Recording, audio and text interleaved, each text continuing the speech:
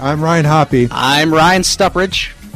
You can get involved with the show. It's not too hard. Call the show, 630-403-5200, or you can tweet at us. Ryan, what's your Twitter account so people can tweet at you? At Ryan Stuppridge, STUPRICH. And I can be found at Hoppy Radio 89.3. We have so much on the agenda today, so let's get it going. We have on the SportsTownChicago.com phone line, we have Marty Brooks from Thunder 94.5, host of the Flounder and Marty Morning Show. What's up, Marty? Nothing. How you guys doing? It's another week. Maybe another Bears win. You never know. We hope so. Yeah, we hope so.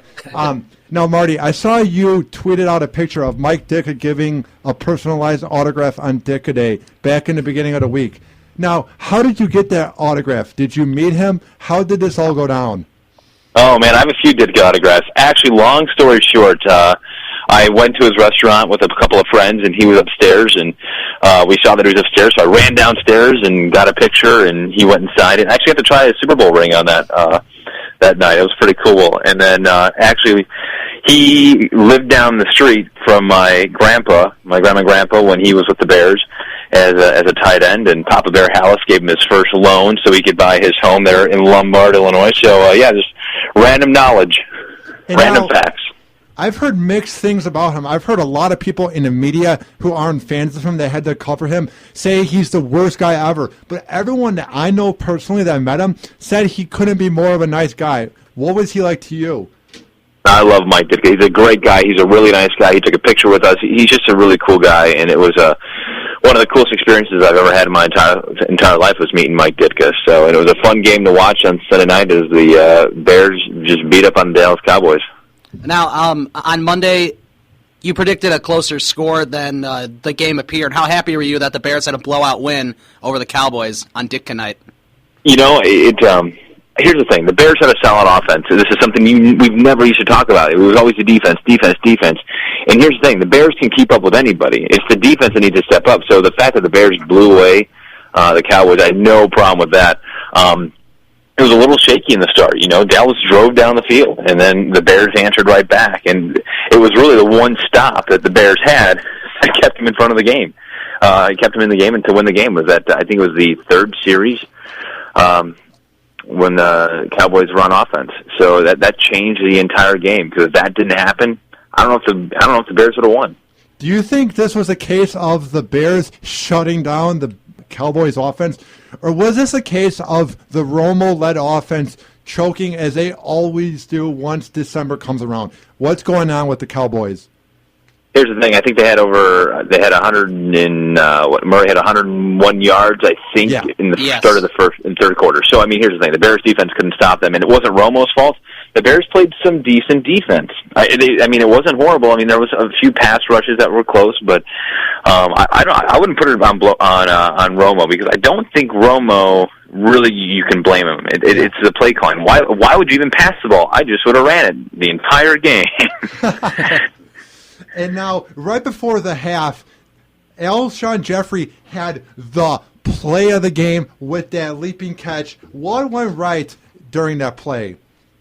Oh, well, first off, unbelievable. He's had two back-to-back solid games, but two of probably the most amazing catches you've seen all year long in the NFL. There's no doubt about it. Between him and Brandon Marshall, man, lock these guys up for the next 5-10 years. Don't let them go anywhere. And I think you'll see the emergence of the offense getting better. I mean, look, Matt Forte had a great game.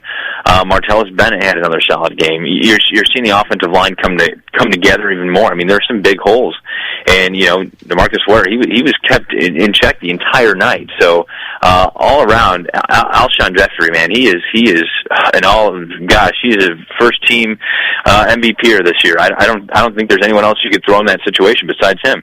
Now, I wanted to ask you this. What is your take on the quarterback controversy, as I say that in parentheses? Is there one?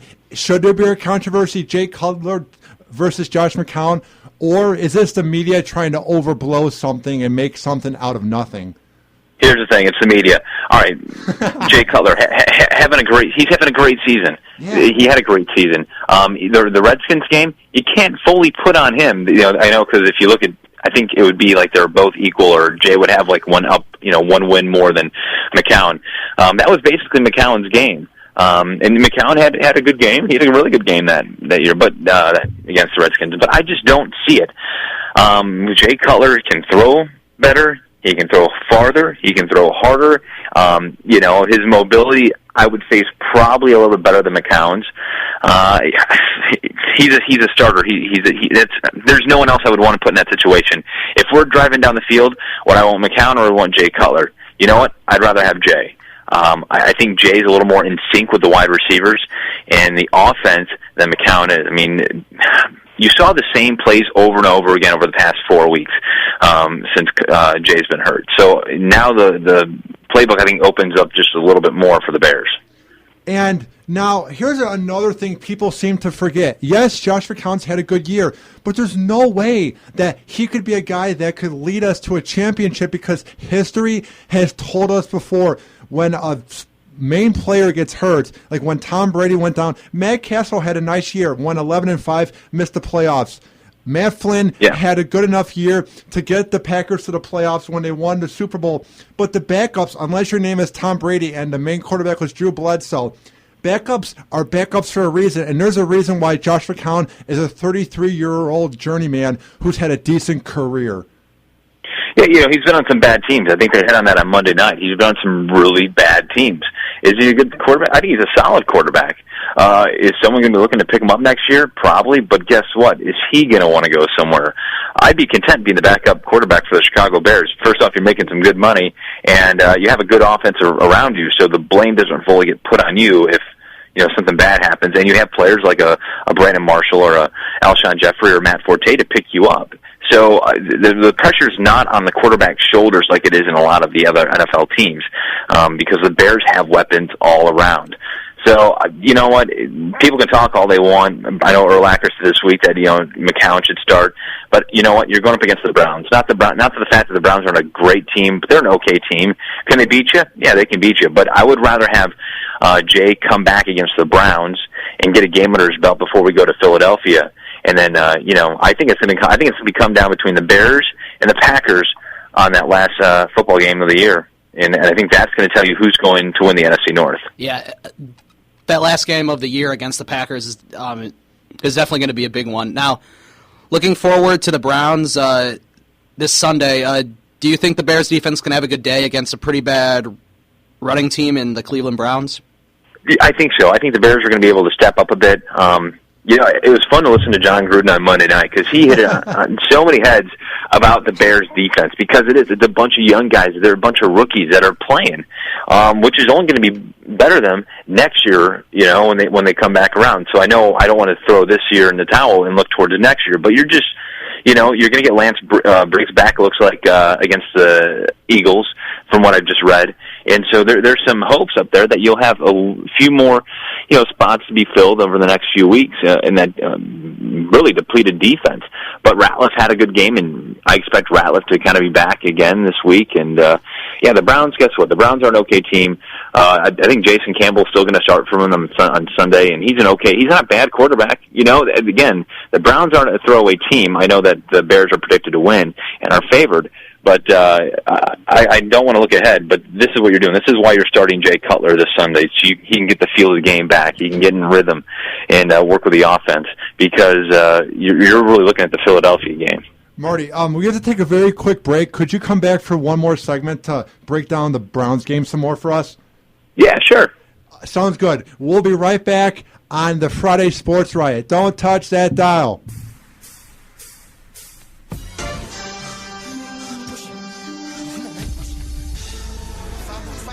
What's up? This is the Friday Sports Riot. And on the phone line, we are back with Marty Brooks. What's up, Marty? Nothing, guys. How are you? We're doing pretty good. Now, the Bears are playing the Cleveland Browns in the Factory of Sadness in Cleveland, where those poor Cleveland Brown fans have to deal with so much misery each and every year. But will Josh Gordon have another career day against the Bears? He has torn up every team he has played, Marty. I wouldn't be surprised, but guess what? It's the NFL. You never know what's going to happen, and I think, the Bears, obviously their run defense looked pretty bad against against the Cowboys, and Murray, who's a great running back. The Bears have given up. I believe they will hold the record if they give up another 100-run rusher on Sunday. But who knows? Who knows? The Bears could actually have a solid defensive game on Sunday. I don't see why they can't. I think the defense, obviously, week by week, there are some good things that you see happening. Tony Romo in the Dallas Cowboys, they could not pass the ball on Monday night. So I think you might see a similar situation with the Bears on Sunday. Now, what do you think the final score will be for the Bears-Browns game? I'm going to go with the Bears with 31, and I'm going to give the Cleveland Browns probably 20. Okay. And now, what do you see going right with this game? Is Alshon Jeffrey going to have a huge game? Will Brandon Marshall come from hiding? Because he's had kind of an on and off season. Will Matt Forte run all over the Browns? What player is going to lead us to victory on the offensive side? Jay Cutler, Brandon Marshall, they have a great connection. I think you see Brandon Marshall have another career game. He's had a great season. I'm going to disagree. I don't think he's been in the shadows. I think the fact he's getting double-teamed a lot. So, obviously you can throw the open wide receiver. You can throw an Alshon Jeffrey or a Martellus Bennett or an Edgar, or a Bennett. Whatever Bennett you want to throw to. It really doesn't matter. Just get the ball out there. But I think you're going to start seeing some coverages shift a little more to watch Alshon Jeffrey and maybe leave Marshall open, especially now that Jay Cutler's back behind center. Now, I'm actually picking the Bears to lose this game because the Cleveland Browns, when they had Brian Hoyer in, they actually were winning games and were ahead of the AFC North for a little bit. So this isn't like a bad team whatsoever. They have a pretty good defense, and they have Josh Gordon. I feel like Matt Forte needs to have a really good game, and so does Alshon Jeffrey. This isn't going to be a game where it'll be over with by halftime. I predict this will go down to the wire, and Jason Campbell will have redemption against his old team that he played backup for because he's actually had some pretty good games this year. Like, they should have beat the New England Patriots last week if it wasn't for the bad refs. I'm gonna say this first off. Hey, the Cubs are a pretty good team in the first 5 games of the season too, and they can be in first place. After that, they kind of go downhill. But I think, obviously, guess what? I don't think the Patriots are that good of a team. They really aren't. You talk about a team that's imploding. Yeah. That is the New England Patriots. So I'm not going to really size up what New England has and what the Bears have because I think the Bears' offense is 10 times better without a Tom Brady than the New England Patriots are. And Jason Campbell, he's not a bad, like we said before, he's not a bad quarterback. He's a solid quarterback. He does a few things that I think are wrong. I don't think he's a smart quarterback. But I think the Bears are a different team than they have been in the past. And, let's go back to the Minnesota Viking game. Guess what? The Bears should be a 1-game up on the Lions, and it should be up to us to win the next 3 games. Right now we're kind of playing from behind. I don't see the Lions winning on Sunday against the Ravens, or on Monday night against the Ravens. I don't see that. I really, truly don't. And I think you might see the Vikings also beat up the Lions in that final game of the season. So we're looking ahead. We're looking at the offenses. Right now, I think the NFC North is up against the Bears and the Packers. Is Aaron Rodgers coming back? I haven't even heard if he's been cleared yet. But he's not going to be coming back this weekend. Yep. So guess what? This is what happens. If the Packers lose on Sunday, I don't know if you'll see Aaron Rodgers for the rest of the season. Okay. Now, where can people find your radio show if they aren't in the Grand Rapids market? You can always go to thunder945.com. You can always find us there, or tweet me at Marty Radio, or find me on Facebook at Marty Brooks Radio. So there's other ways to talk, and hopefully you guys keep in touch and hit me up with questions. I love this, man. It's a lot of fun. It's going to be another fun Sunday afternoon game on Fox. And looking forward to a Bears win. That's all I can say is because I think if you see the Bears win this weekend, the Bears may be in the playoffs in the postseason here coming up in a few weeks. Well, wouldn't that be fun? Marty, as always, thank you for coming on to Friday Sports Riot with your insight. It's always a good time, my man. Awesome. Thanks, guys. Have a great weekend. Go Bears. You too, Marty. Go Bears. Thank you. That's right. That was Marty Brooks, who is heard every morning on the Flounder and Marty Morning Show, Ryan. Yep. I mean, he gives a lot of good insight, and I really do think the Bears are going to beat the Browns. I don't know where you're coming from with the Browns beating the Bears. I didn't quite agree with him where the first 5 games of the Cubs, they can be in first place. This actually is a good Cleveland Browns defense. Rod Chudzik or whatever has made them better. I know, but they're, 4-9? They also 4-10, something? They were good when they had Brian Hoyer. If Brian Hoyer never went down, I believe they would be at least contending 6-7 or 7-6, not 4-9. This isn't a bad team. They have Josh Gordon. Josh Gordon and him were having beautiful magic. Him and Brian Hoyer, dude. Come on. Stop it. Oh, man. Why don't you agree with me on that? Brian Hoyer was having a great year, and then he tore his ACL against the Buffalo Bills on Thursday night. Cleveland has never had a good football team. Why couldn't Brian Hoyer be the savior? I'm just saying. That could have been an almost situation for Cleveland, you know? I mean, I kind of agree, I guess, with Hoyer being in. Just, go with the hot hand, but I don't know. It's the Cleveland Browns, and it's the Chicago Bears. Again, Ryan, guess what? What? Wait, go on. What were you going to say? I mean, it's the Cleveland Browns and the Chicago Bears. I know it's in Cleveland, but I mean, the Bears beat up on Cleveland every time they play. Cleveland's an awful city anyway. I love Cleveland. I think they played a couple years ago, and the Bears just tore them apart, which usually happens when you play the Browns. That's what happens when you walk into Cleveland. Since you're from Chicago, you're automatically more classier than them. But the fact that I picked the Browns to win probably proves that. I'm a dumbass. We'll be right back after this on the Friday Sports Riot. I'm Ryan Hoppy. I'm Ryan Stuprich. After this.